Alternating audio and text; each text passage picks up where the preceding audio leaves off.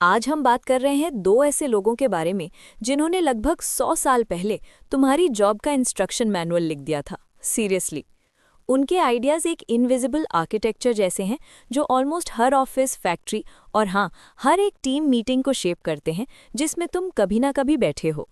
तुमने ये फील किया होगा, राइट? कभी एक टीम का कंप्लीट केओस जहां कोई डायरेक्शन नहीं होती, और कभी वो अमेजिंग फीलिंग जब टीम परफेक्टली क्लिक करती है, सब स्मूथ, सब फ्लो में। यही डिफरेंस, केओस और प्रोडक्टिविटी के बीच का गैप, इसी पजल को सॉल्व करने के लिए हमारे दो थिंकर्स ऑब्सेस्ड थे। तो आज का गेम प्लान सिंपल है। पहले हम समझेंगे कि पजल क्या था, फिर मिलेंगे उन दो टाइटन से, कौन थे ये लोग। उसके बाद देखेंगे टेलर का साइंटिफिक अप्रोच और फेयोल का ग्रैंड आर्किटेक्चरल प्लान।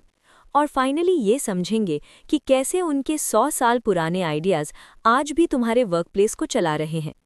इस पजल का कोर काफ़ी सिंपल था। लोगों के ग्रुप को कैसे इफेक्टिवली काम करवाया जाए बिना सिस्टम के टूटने के। आंसर सिर्फ अच्छे लोग हायर कर लो नहीं है। रियल आंसर है क्लियर गाइडिंग प्रिंसिपल्स। और एक इम्पॉर्टेंट बात, ये प्रिंसिपल स्ट्रिक्ट लॉज नहीं थे जो कभी ब्रेक ना हो सके।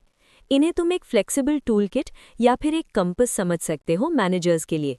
ये प्रिंसिपल्स रियल लाइफ ऑब्जर्वेशंस और एक्सपेरिमेंट से आए थे, ताकि लीडर्स बेटर डिसीजंस ले सकें और अपनी टीम्स को केओस से निकालकर एफिशिएंसी की तरफ ले जा सकें। अब थोड़ा टाइम मशीन चलाते हैं, अर्ली 20th सेंचुरी। दो ब्रिलियंट माइंड्स इस मैनेजमेंट पजल को सॉल्व कर रहे थे, लेकिन बिल्कुल ऑपोजिट डायरेक्शन से। एक तरफ थे Frederick Winslow Taylor, detail obsessed scientist. दूसरी तरफ थे Henry Fayol, big picture architect. दोनों बिल्कुल अलग थे। टेलर का अप्रोच था बॉटम अप, वो सीधा फैक्ट्री फ्लोर पर जाता और हर एक वर्कर के हर मूवमेंट को स्टडी करता।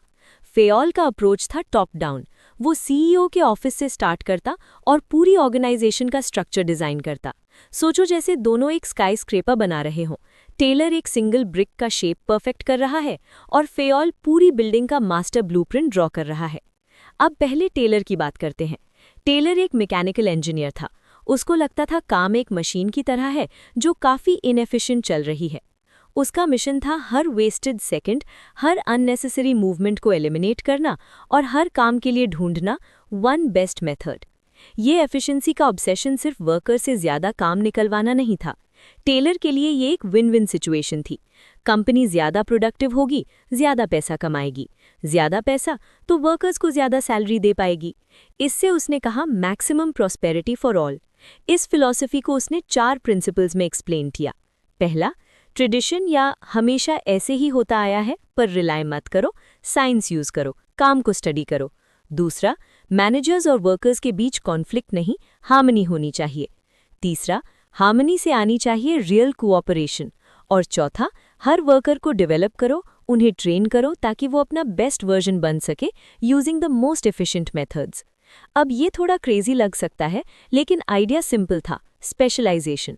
टेलर बोला कि एक फॉरमैन हर चीज़ का एक्सपर्ट नहीं हो सकता, इसलिए उसने फॉरमैन के काम को 8 स्पेशलाइज्ड रोल्स में डिवाइड कर दिया। Speed boss, repair boss, inspector और बाकी स्पेशलिस्ट्स। एक वर्कर को 8 अलग अलग एक्सपर्ट से इंस्ट्रक्शंस मिलती थी। वियर्ड लगता है, लेकिन गोल था मैक्सिमम एक्सपर्टीज। पर टेलर जानता था कि सिर्फ चार्ट्स और स्टॉप वॉचेस से काम नहीं चलेगा, इसलिए उसने बोला कि सबसे ज़रूरी चीज़ है मेंटल रेवोल्यूशन। मैनेजर्स और वर्कर्स दोनों को अपनी थिंकिंग चेंज करनी होगी। पाई के टुकड़ों के लिए लड़ना बंद करो और मिलकर पूरा पाई बड़ा करो। ट्रस्ट के बिना ये सिस्टम फेल हो जाता। अब फैक्ट्री फ्लोर छोड़कर चलते हैं सी स्वीट में, जहां फेयोल काम कर रहा था। फेयोल एक हाई लेवल एग्जीक्यूटिव था फ्रांस में। वो एक टास्क को माइक्रोस्कोप से नहीं देख रहा था, वो पूरी कंपनी को 30,000 फीट व्यू से देख रहा था। उसने दिए 14 प्रिंसिपल्स ऑफ मैनेजमेंट। ये भी रिजिड रूल्स नहीं थे, ये एक मैनेजर्स टूल किट थी, चाहे स्मॉल स्टार्टअप हो या जायंट कॉरपोरेशन। उसके कुछ मेजर स्ट्रक्चरल आइडियाज़ थे, डिवीजन ऑफ वर्क, अथॉरिटी के साथ रिस्पॉन्सिबिलिटी और सबसे important, unity of command. Unity of command का मतलब हर एम्प्लॉय का सिर्फ एक बॉस होना चाहिए। इससे बनती है एक clear chain from top to bottom, जिसे फेयोल ने कहा स्केलर चेन।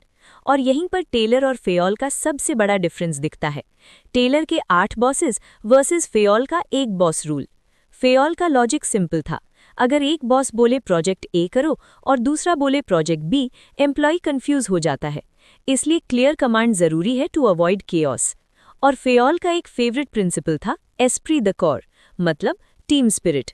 मैनेजर्स का काम है आई को वी में बदलना, यूनिटी, प्राइड और टीम वर्क क्रिएट करना।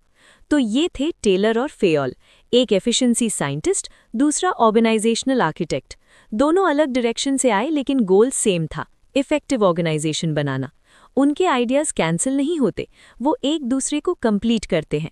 जब दोनों को मिला देते हो तो मिलता है एक ऐसा सिस्टम जो एफिशिएंट भी है और काम करने के लिए बेटर भी। और सच में रिजल्ट्स खुद बोलते हैं।